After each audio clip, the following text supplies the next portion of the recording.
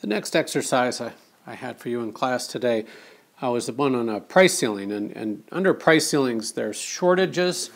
The most easily seen example from the U.S. of a price ceiling was the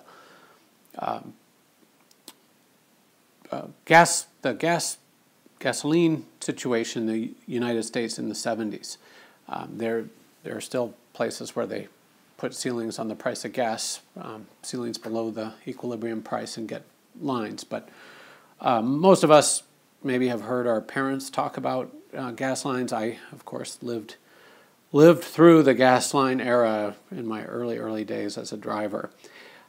These lines, by the way, would wrap around the block, and you can imagine the disputes about who was first, who was second, etc. And you could spend hours and hours filling up one of these big, huge 70s era cars or 60s era cars.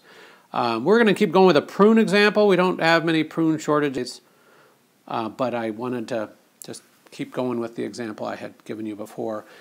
I gave you this market, and I asked, I gave you the suggestion that suppose the federal government wanted to help make prunes affordable for the common man, and put a price ceiling of $3 per pound.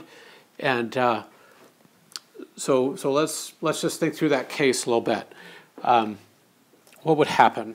And what I ask you for here, consumption of prunes changes from 200 million, that was the consumption at the market equilibrium price, but in 100 million pounds, to what? Well, the way you analyze a price ceiling is to just say, oh, okay, well, the government dictates this price at 3. And yes, buyers want to buy 300 million at that price, but suppliers only are willing to supply what turns out to be 1.5. You can plug that into the equation for that function to verify. Plug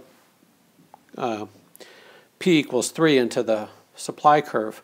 Q equals P over 2. 3 over 2 is 1.5. 1.5, 100 million, otherwise known as 150 million. That's our answer. Hit C.